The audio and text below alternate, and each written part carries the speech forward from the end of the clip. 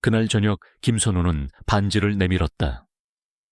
화려한 레스토랑에서의 이벤트도 수많은 촛불과 꽃다발도 없었다. 그저 햇살이 따스하게 들어오는 두 사람의 작은 전셋집 낡은 책장과 푸른 화분들이 전부인 공간이었다. 하지만 그래서 더 진심이 느껴졌다. 수연아, 나랑 결혼해 줄래? 그의 목소리는 조금 떨리고 있었지만 눈빛은 세상 그 누구보다도 단단하고 진지했다. 오수연은 눈물을 참지 못하고 고개를 끄덕였다. 그녀의 손가락에 끼워진 작고 소박한 반지는 세상 전부를 얻은 듯한 무게감으로 다가왔다. 수연에게 선우는 단순한 연인이 아니었다. 그는 세상에 홀로 던져진 그녀에게 처음으로 가족이라는 단어의 의미를 느끼게 해준 사람이었다. 보육원에서 자라며 늘 어딘가에 속하지 못한다는 외로움을 안고 살았던 그녀였다. 수연은 스스로의 힘으로 좋은 대학을 졸업했고 남들이 부러워하는 회사에 입사하며 누구보다 치열하게 살아왔다. 그녀의 삶은 단단했지만 마음 한구석에는 늘 채워지지 않는 구멍이 있었다. 선우는 바로 그 구멍으로 스며든 따스한 햇살이었다. 그의 사랑은 그녀의 가장 큰 자부심이었지만 동시에 가장 큰 불안의 씨앗이기도 했다. 특히 그의 어머니 박혜진 여사에 대한 이야기를 들을 때면 그랬다. 선우의 어머니는 유명한 대학 교수이자 성공한 사업가로 모든 일에 완벽을 추구하는 강인한 여성이었다. 선우는 늘 어머니를 존경한다고 말했지만 그 말 뒤에는 감당하기 힘든 무게감이 섞여 있음을 수연은 느낄 수 있었다. 걱정하지 마, 수연아. 우리 엄마가 좀 까다롭고 무뚝뚝해 보여도 속은 깊은 분이야. 그리고 내가 있잖아. 어떤 일이 있어도 내가 네 옆에서 지켜줄게. 선우는 그녀의 불안을 읽기라도 한 듯 언제나처럼 그녀를 안심시켰다. 엄마도 너를 직접 만나보면 네가 얼마나 좋은 사람인지, 내가 왜 너를 사랑하는지 바로 알게 될 거야. 분명히 너를 좋아하게 되실걸. 수연은 그의 말에 고개를 끄덕였지만 마음속의 작은 파도는 쉬이 잠잠해지지 않았다. 그녀가 두려운 것은 박혜진 여사의 완벽함이나 성공이 아니었다. 그녀가 두려운 것은 자신의 근본이었다. 부모도 뿌리도 없는 구하라는 꼬리표. 아무리 애써도 지울 수 없는 그 낙인이 자신의 가장 소중한 행복을 위협할지도 모른다는 막연한 공포였다. 며칠 후 마침내 운명의 날이 다가왔다. 상견례를 겸한 저녁 식사 자리였다. 선우는 수연을 위해 단아한 원피스를 골라주었고 그녀의 손을 꼭 잡고 약속 장소로 향했다. 그들이 도착한 곳은 서울 중심께 위치한 고풍스러운 멋을 자랑하는 최고급 한정식 식당이었다. 묵직한 대문을 열고 들어서자 잘 가꿔진 정원과 은은한 조명이 그들을 맞았다. 모든 것이 과하지 않으면서도 압도적인 품격을 자랑하고 있었다. 마치 이 집의 안주인인 박혜진 여사를 그대로 닮은 공간 같았다. 오셨군요. 미리 와서 기다리고 있던 박혜진 여사가 자리에서 일어났다. 그녀는 사진에서 본 것보다 훨씬 더 우아하고 지적인 분위기를 풍겼다. 그녀는 수연을 위아래로 훑어보았지만 그 시선은 날카롭지 않았다. 오히려 희미한 미소까지 띠고 있었다. 수연은 자신도 모르게 안도의 한숨을 내쉬었다. 어쩌면 모든 것이 자신의 기우였을지도 모른다고, 선우의 말처럼 모든 것이 잘 될지도 모른다고 생각했다. 식사가 시작되고 분위기는 생각보다 화기애애했다. 박혜진 여사는 수연의 직장 생활에 대해 물었고 그녀의 똑 부러지는 대답에 만족스러운 듯 고개를 끄덕이기도 했다. 선우는 그런 두 사람의 모습을 보며 안심한 듯 미소를 지었다. 행복한 예감이 수연의 마음을 채우던 바로 그 순간 박혜진 여사가 마치 오래전부터 준비해 온 질문인 것처럼 무심하게 물었다. 그런데 수연 양 부모님은 어떤 분들이신가요? 두 분 다 편찮으셔서 오늘 못 나오셨다고 들었는데 올 것이 오고야 말았다. 수연의 심장이 쿵 하고 내려앉았다. 그녀는 마른 입술을 축이며 애써 담담한 목소리로 대답하기 위해 숨을 골랐다. 그녀의 옆에서 선우의 손에 힘이 들어가는 것이 느껴졌다. 폭풍이 몰려오고 있었다. 행복은 너무나도 짧고 불안은 언제나처럼 길었다. 무겁고 화려한 이 식당의 문이 이제는 절대로 빠져나갈 수 없는 재판정의 문처럼 느껴지기 시작했다. 박혜진 여사의 질문은 잉크가 물에 번지듯 화기애애했던 저녁 식사의 분위기를 순식간에 차갑게 얼룩지게 했다. 모든 소음이 멎고 오직 어색한 침묵만이 세 사람의 주위를 맴돌았다. 오수연은 자신의 심장이 발밑으로 곤두박질 치는 것을 느꼈다. 옆에 앉은 김선우가 그녀의 손을 더욱 꽉 잡아주었다. 그 온기가 그녀가 이 자리에서 버틸 수 있는 유일한 이유였다.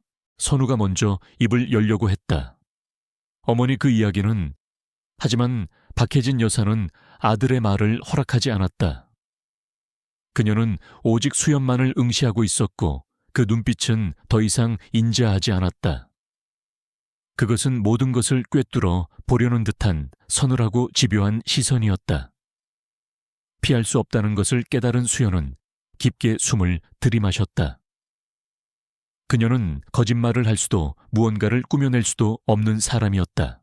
저는 부모님이 안 계십니다. 수연은 박혜진 여사의 눈을 피하지 않고 또렷하지만 떨리는 목소리로 말했다. 보육원에서 자랐습니다. 한마디 한마디가 목에 걸린 가시처럼 고통스러웠지만 그것은 그녀의 진실이었다. 그녀의 말이 끝나자 식당 안의 공기는 납덩이처럼 무거워졌다. 박혜진 여사의 입가에 걸려있던 희미한 미소가 완전히 사라졌다.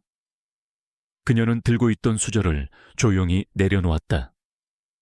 그 작은 소리가 수연의 귀에는 천둥처럼 크게 들렸다. 잠시 동안의 정적. 박혜진 여사는 마치 아주 뜻밖의 이야기를 들었다는 듯 과장된 표정으로 입을 열었다. 오, 그랬구나.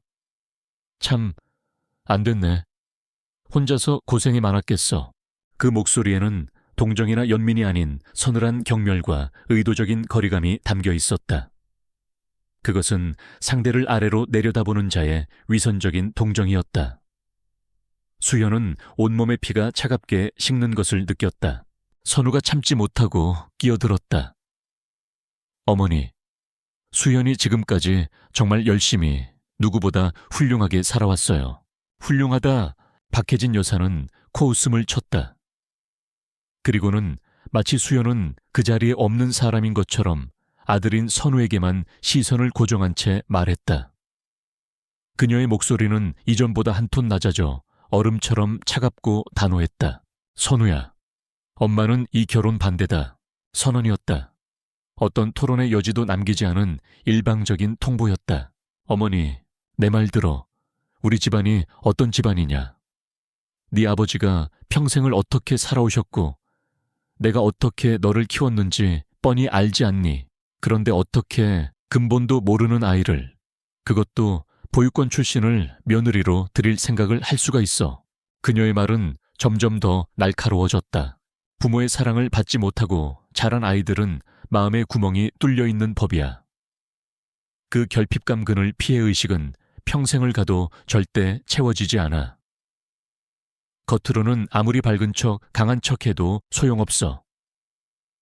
결국엔 그 상처가 골마 터져서 스스로를 불행하게 만들고 더 나아가 내 인생까지 망치게 될 게 불보듯 뻔하다. 모든 단어 하나하나가 독이 든 칼날이 되어 수연의 심장을 후벼 팠다. 세상의 모든 편견과 멸시가 결핍이라는 단어로 포장되어 그녀에게 쏟아지고 있었다. 눈물이 턱 밑까지 차올랐지만 수연은 입술을 깨물며 필사적으로 참아냈다. 이 자리에서 무너지는 모습을 보이고 싶지 않았다. 그것이 그녀의 마지막 남은 자존심이었다. 선우는 더 이상 참을 수 없었다. 그는 자리에서 벌떡 일어섰다. 그의 얼굴은 분노로 붉게 달아올라 있었다. 어머니, 제발 그만하세요. 그의 외침에 박혜진 여사의 눈이 가늘어졌다. 어떻게 그런 잔인한 말씀을 하실 수가 있으세요? 어머니는 지금 수연이가 어떤 사람인지 보려고 하지도 않으시고 단지 고아라는 이유 하나만으로 한 사람의 인생 전체를 멋대로 재단하고 모욕하고 계세요. 제가 사랑하는 건 수연이의 배경이나 조건이 아니라 어떤 역경 속에서도 자기 자신을 잃지 않고 꿋꿋하게 살아온 수연이라는 사람 그 자체입니다. 그는 잠시 숨을 골랐다가 더욱 힘주어 말했다. 결핍이요, 상처요. 세상에 상처 하나 없는 사람이 어디 있습니까? 오히려 그 모든 상처를 끌어안고 누구보다 단단해진 수연이가 어머니가 말씀하시는 온실 속 화초보다 100배, 1000배는 더 강한 사람입니다. 저는 그런 수연이를 존경하고 사랑합니다. 아들의 흔들림 없는 모습에 박혜진 여사의 얼굴이 분노로 일그러졌다. 그녀의 통제력이 마침내 한계에 다다른 듯했다. 네가 아직 어려서 세상을 모르는구나. 낭만적인 사랑 노름에 빠져서 현실을 못 보는 거야. 좋다. 정 그렇게 나온다면 나도 더는 참지 않으마. 선택해라. 저 고아 계집애냐? 아니면 널 낳고 키워준 이 애미냐? 그것은 선택을 강요하는 질문이 아니었다. 사랑과 효도 사이에서 아들을 갈기갈기 찢어놓으려는 가장 잔인한 형태의 폭력이었다. 하지만 선우는 단일 초도 망설이지 않았다. 그는 수연에게 다가가 넋이 나간 채 앉아있는 그녀의 손을 잡아 일으켜 세웠다. 그리고는 자신의 어머니를 향해 마지막 선언을 했다. 어머니께는 평생 죄송한 마음으로 살겠지만 저는 수연이 손 절대 놓지 못합니다. 그는 그대로 수연을 이끌고 차가운 회의실을 빠져나왔다. 등 뒤로 어머니의 분노 어린 시선이 느껴졌지만 그는 뒤돌아보지 않았다. 고급스러운 식당을 빠져나오자 서울의 밤 공기가 그들을 맞았다. 수연은 그제야 참고 있던 눈물을 터뜨렸다. 서러움과 모욕감 그리고 자신 때문에 선우가 겪게 될 고통에 대한 미안함이 뒤섞인 눈물이었다. 선우는 아무 말 없이 그녀를 자신의 품에 꼭 끌어안았다. 그의 가슴 속에서는 어머니에 대한 깊은 분노와 세상에서 가장 소중한 여인이 겪어야 했던 아픔에 대한 끝없는 슬픔이 들끓고 있었다. 화려한 식당 안홀로 남겨진 박혜진 여사는 분노로 떨리는 손으로 찻잔을 들었다. 하지만 그녀의 눈동자 깊은 곳, 그 누구도 눈치채지 못한 곳에서는 그녀 자신이 20년간 외면해왔던 낡고 병든 상처에서 비롯된 희미한 고통이 조용히 피어오르고 있었다. 그날 밤 이후 두 사람의 작은 전셋집에는 무거운 침묵과 따뜻한 위로가 공존했다. 오수연은 며칠 동안 충격에서 헤어나오지 못했다. 그녀는 죄책감에 시달렸다. 자신 때문에 선우가 세상에서 가장 사랑하는 어머니와 등지게 되었다는 사실이 그녀를 괴롭혔다. 나 때문에 선우 씨가 어머니랑 내가 그냥 사라지는 게 맞는 걸까 봐요. 어두운 방 안에서 그녀가 힘없이 속삭일 때마다 선우는 더 힘주어 그녀를 끌어안았다. 아니야 수연아. 절대로 네 잘못이 아니야.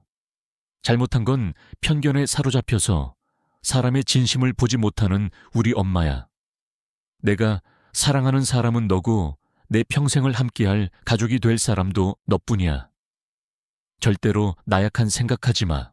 그의 목소리는 단호했다. 그는 이럴 때일수록 더 강해져야 한다고 생각했다. 세상의 편견과 어머니의 반대에 맞서 자신들의 사랑이 얼마나 견고한지를 증명해 보여야 했다. 그는 수연에 젖은 뺨을 닦아주며 말했다. 우리 예정대로 진행하자. 아무도 축복해주지 않아도 괜찮아. 우리끼리라도 아주 작은 약혼식이라도 올리는 거야. 세상에 우리가 하나가 되었다고, 그 누구도 우리를 갈라놓을 수 없다고 선포하는 거야. 어때? 수연은 눈물 젖은 눈으로 그를 바라보았다. 그의 흔들림 없는 눈빛 속에서 그녀는 다시 한번 일어설 용기를 얻었다. 며칠 후 두 사람은 조촐한 약혼식을 준비하기 시작했다. 그들은 예물로 서로에게 의미 있는 것을 선물하기로 했다. 선우는 자신이 가장 아끼는 만년필을, 그리고 수연은 그녀는 가진 것이 많지 않았다. 망설이던 그녀는 방 한구석에 고이 보관해 두었던 낡은 나무 상자를 꺼내왔다.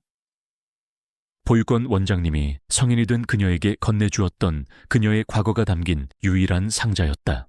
이게 내가 가진 전부야. 상자 안에는 빛바랜 흑백 아기 사진 몇 장과 곱게 접힌 손수건 하나가 들어있었다.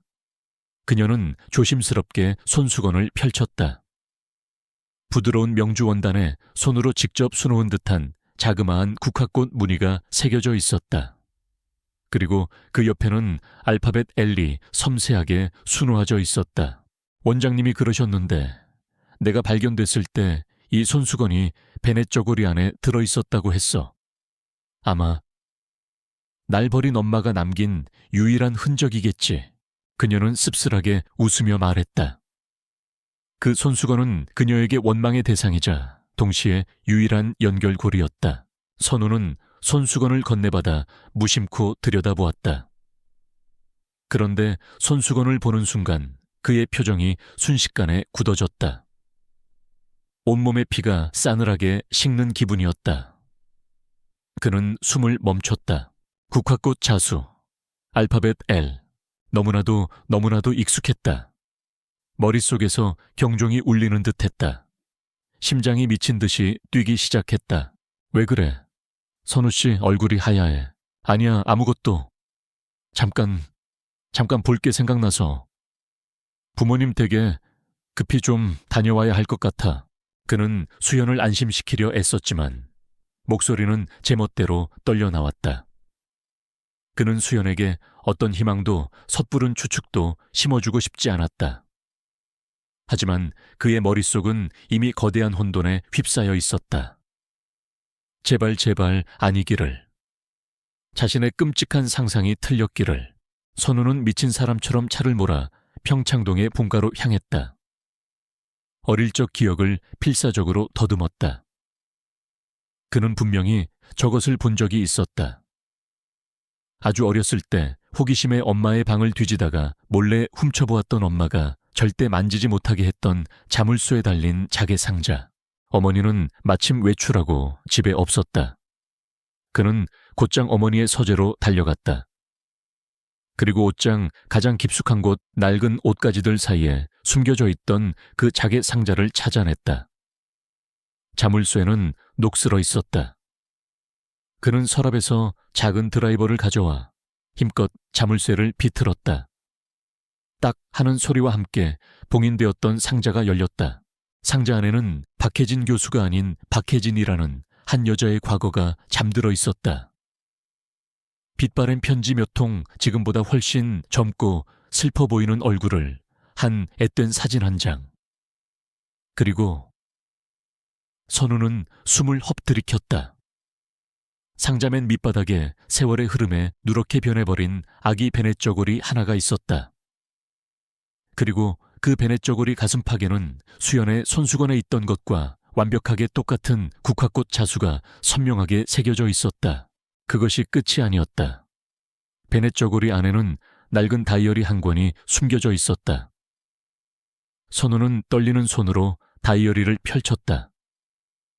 그 안에는 젊은 날의 어머니가 쓴 고통과 두려움으로 가득 찬 글자들이 빼곡했다. 비밀스러운 사랑 원치 않았던 임신, 그리고 세상을 향한 원망. 그리고 마침내 눈물 자국으로 얼룩진 마지막 페이지에 이르렀다. 란지야 내 딸, 엄마가 미안해. 이 못난 엄마를 용서하지 마라. 부디 좋은 세상에서 좋은 부모 만나 아무 걱정 없이 행복해야 해. 사랑한다 내 아가. 란지, L 수현. 퍼즐 조각들이 맞춰지는 순간 선우의 세상이 무너져 내렸다.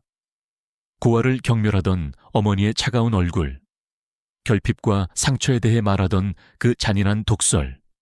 그것은 편견이 아니었다. 자기 혐오였고 스스로를 향한 저주였으며 20년간 골마터진 죄책감의 발로였다. 네가 여기서 뭘 하는 거냐? 그때 외출해서 돌아온 박혜진 여사가 서재로 들어섰다.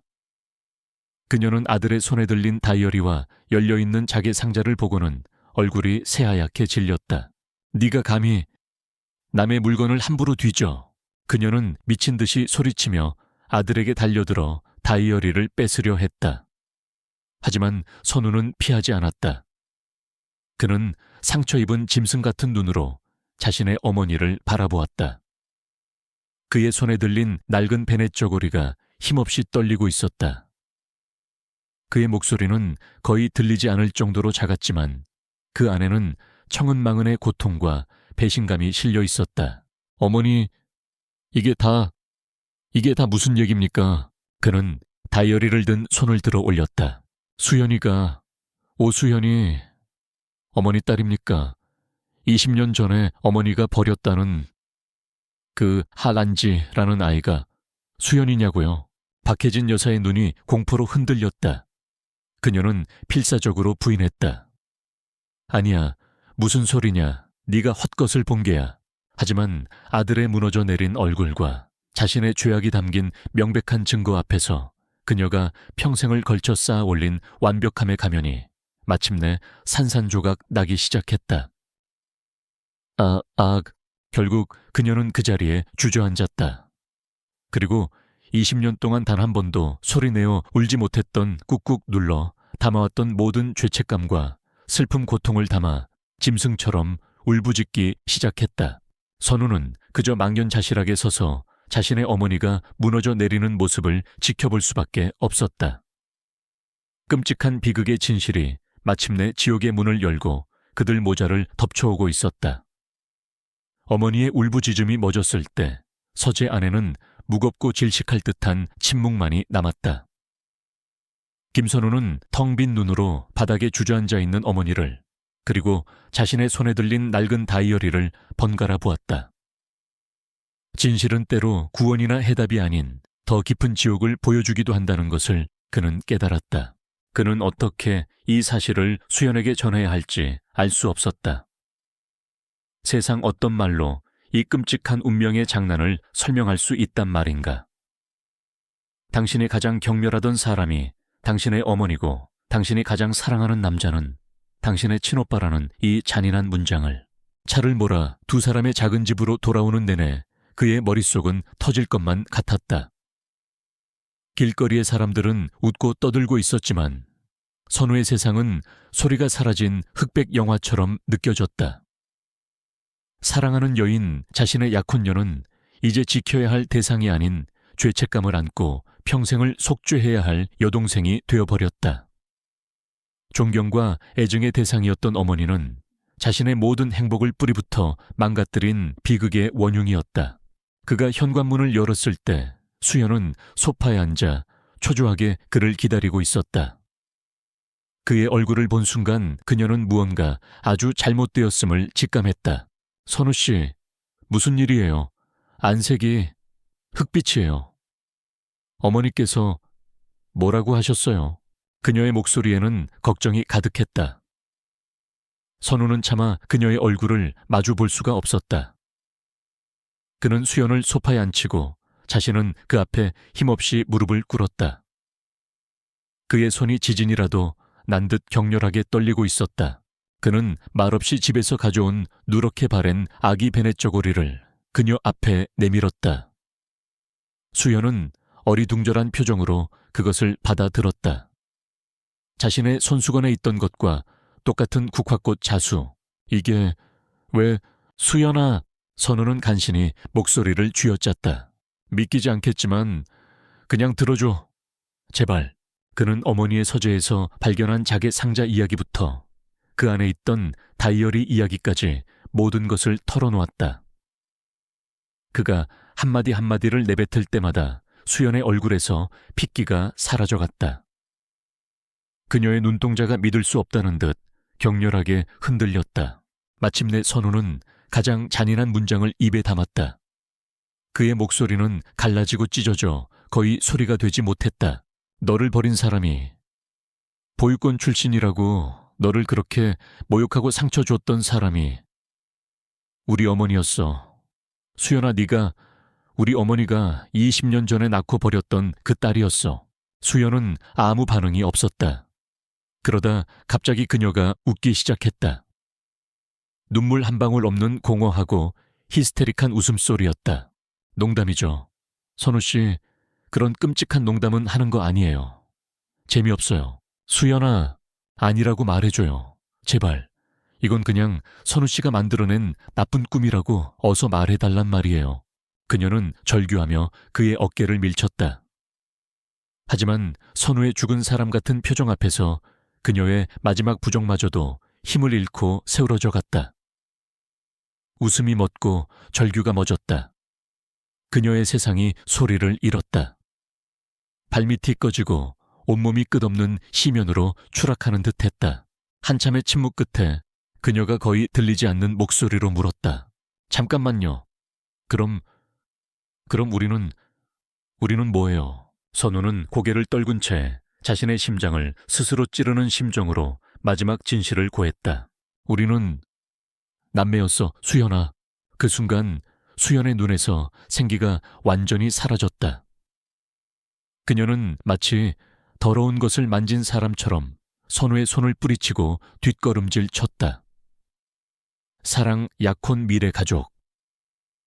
그녀가 평생을 갈망하고 마침내 손에 쥐었다고 믿었던 모든 것이 한순간에 추악하고 금지된 죄악으로 변해버렸다. 견딜 수 없는 역겨움과 자기 파괴적인 고통이 그녀를 덮쳤다. 며칠이 흘렀다. 두 사람은 같은 공간에 있었지만 그들 사이에는 결코 넘을 수 없는 깊은 강이 흐르고 있었다. 숨막히는 침묵 속에서 서로를 파괴해갔다. 그러던 어느 날 박혜진 여사에게서 전화가 왔다. 그녀는 거의 유령 같은 목소리로 수연을 자신의 딸을 한 번만 만나게 해달라고 애원했다. 선우는 차마 제정신이 아닌 어머니의 부탁을 거절할 수 없었다. 그는 수연에게 조심스럽게 물었다. 수연은 아무 표정 없이 인형처럼 고개를 끄덕였다. 그녀 역시 이 지옥 같은 현실을 자신의 눈으로 확인해야만 했다. 만남은 병원 상담실에 차가운 개인 면담실에서 이루어졌다. 며칠 사이 박혜진 여사는 10년은 더 늙어 보였다. 완벽했던 모습은 온데간데 없고 죄책감에 무너져 내린 한 초라한 여자만이 남아있었다. 그녀는 수연을 보자마자 다가와 손을 잡으려 했다. 란지야, 내 딸, 엄마가 만지지 마세요. 수연이 얼음처럼 차가운 목소리로 그녀를 막아섰다. 내 이름은 오수연입니다. 그 이름으로 부르지 마세요. 그 말에 박혜진 여사는 무너져 내렸다. 그녀는 선우의 부축을 받으며 20년 전의 이야기를 꺼내놓기 시작했다. 끔찍했던 폭력 원치 않았던 임신, 그리고 가족에게서 버림받고 아이를 지킬 힘이 없었던 한 소녀의 절망적인 이야기였다. 그녀는 변명하지 않았다. 그저 울면서 자신의 죄악을 고백했다. 그리고 용서를 빌었다. 수연은 눈물 한 방울 흘리지 않고 그 모든 이야기를 들었다.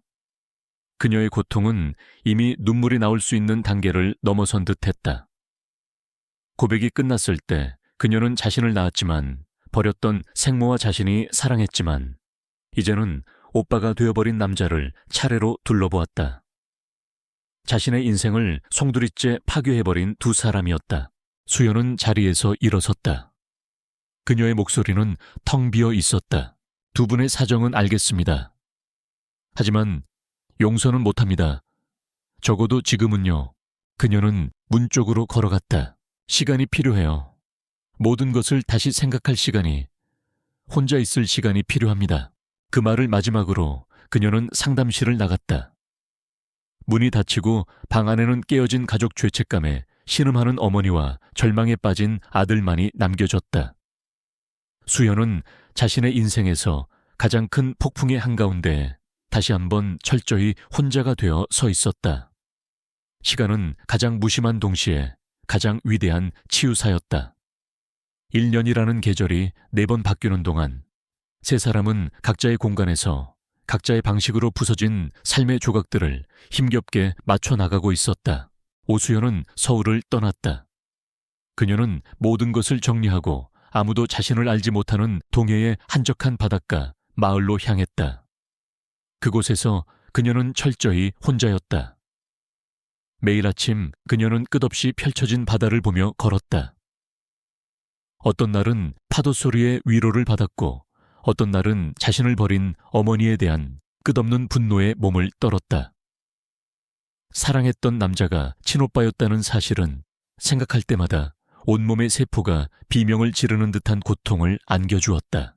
그녀는 심리 상담을 받기 시작했고 닥치는 대로 책을 읽었으며 매일 밤 자신의 감정을 일기장에 쏟아냈다. 그것은 자신을 찾아가는 과정이었다. 보육원의 고아 오수연도, 김선우의 약혼녀 오수연도 아닌 세상에 온전히 홀로 선 나 자신을 마주하는 시간이었다. 분노와 슬픔, 연민과 증오가 격렬하게 휘몰아치고 지나간 자리에 아주 조금씩 단단한 평온이 싹트기 시작했다. 김선우는 수연의 선택을 존중했다.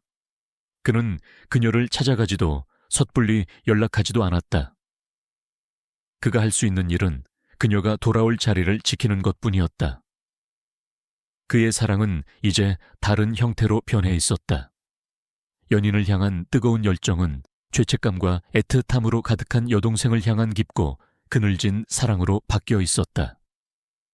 그는 가끔 그녀가 부담을 느끼지 않도록 아주 짧은 문자 메시지만을 보냈다. 잘 지내, 밥은 잘 챙겨 먹고, 무슨 일 있으면 언제든 연락해. 수연은 그 문자에 답장하지 않았지만 지우지도 않았다. 그것은 칠흑 같은 어둠 속에서 그녀를 세상과 연결해주는 유일하고도 가느다란 끈이었다. 박혜진 여사의 삶도 완전히 바뀌었다. 그녀는 대학교 수직을 내려놓았고 모든 대외 활동을 중단했다. 완벽하고 우아했던 그녀의 모습은 사라지고 깊은 죄책감 속에서 매일을 속죄하듯 살아가는 한 여인만이 남았다.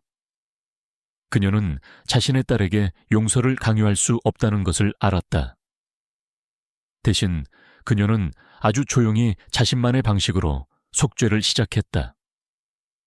그녀는 매주 20여 년 전 자신의 딸을 버렸던 그 보육원을 찾아가 꾸준히 일을 도맡아 하기 시작했다. 아이들의 옷을 빨고 식당을 청소하며 그녀는 자신의 죄의 무게를 조금이라도 덜어내려 애썼다. 그리고 1년이 지난 어느 봄날 마침내 수연이 서울로 돌아왔다. 그녀는 가장 먼저 선우에게 연락했다. 서울에 돌아왔어요. 한번 볼래요? 두 사람은 한강이 보이는 한적한 공원 벤치에 나란히 앉았다. 어색한 침묵이 흘렀다. 그 침묵 속에는 잃어버린 사랑에 대한 슬픔과 되찾은 혈육에 대한 어색함, 그리고 말로 다 할 수 없는 수많은 감정들이 뒤섞여 있었다. 선우는 이전보다 더 수척해졌지만 눈빛은 한결 차분해져 있었다. 그는 수연의 얼굴을 보며 조심스럽게 말했다. 괜찮아 보여서. 다행이다. 선우 씨도요. 수연은 희미하게 웃었다. 그녀는 지난 일 연간의 이야기를, 그리고 어머니에 대한 자신의 복잡한 심경을 담담하게 털어놓았다. 선우는 조용히 들어주었다. 그는 어머니가 어떻게 변했는지, 어떻게 매일을 후회 속에서 살고 있는지에 대해 이야기했다. 하지만 그는 결코 어머니를 대신해 용서를 구하거나 만남을 강요하지 않았다. 며칠 후 수연은 자신의 휴대폰을 들어 아주 오랫동안 망설였다. 그리고 마침내 그녀는 박혜진 여사에게 짧은 문자 한 통을 보냈다. 내일 오후 카페에서 뵐 수 있을까요? 저희 둘만. 약속 장소는 과거의 그 화려한 한정식 집이 아닌 동네의 조용하고 작은 카페였다. 박혜진 여사는 약속 시간보다 훨씬 일찍 와서 초조하게 딸을 기다리고 있었다. 마침내 수연이 나타났을 때 그녀는 자리에서 벌떡 일어날 뻔했지만 가까스로 참았다. 수연은 예전보다 더 차분하고 깊어진 눈으로 그녀의 맞은편에 앉았다. 그녀는 여전히 박혜진 여사를 어머니라고 부르지 않았다. 하지만 예전과 같은 적대감이나 증오는 느껴지지 않았다. 한참 동안 두 사람은 아무 말도 하지 않았다. 커피 향만이 그들 사이의 어색함을 채우고 있었다. 마침내 수연이 먼저 침묵을 깼다. 궁금한 게 있어요. 박혜진 여사는 고개를 들었다. 제가 발견되었던 그날, 20년 전 그날에 대해서 이야기해 주실 수 있으세요? 그 질문은 용서가 아니었다. 하지만 그것은 이해를 향한 첫걸음이었다. 자신의 인생에서 가장 고통스러웠던 첫 페이지를 이제는 스스로 마주하고 읽어 내려갈 준비가 되었다는 선언이었다. 박혜진 여사의 눈에 뜨거운 눈물이 차올랐다. 그것은 더 이상 자기 연민의 눈물이 아니었다. 기적처럼 찾아온 이 작은 기회에 대한 감히 바랄 수도 없었던 구원의 가능성에 대한 감사의 눈물이었다. 그녀는 떨리는 목소리로 20년 전 그날의 이야기를 한 번도 세상에 꺼내놓지 못했던 자신의 가장 깊은 상처를 고백하기 시작했다. 카페 창밖으로 따스한 봄 햇살이 내리고 있었다. 용서를 향한 길고도 험난한 여정이 이제 막 첫 페이지를 넘기고 있었다. 그것은 결코 쉽지 않을 것이고 많은 눈물과 고통이 따를 것이다. 하지만 두 사람은 알고 있었다. 상처를 마주볼 용기를 낸 바로 그 순간 그들의 길고 길었던 겨울이 마침내 끝나가고 있음을.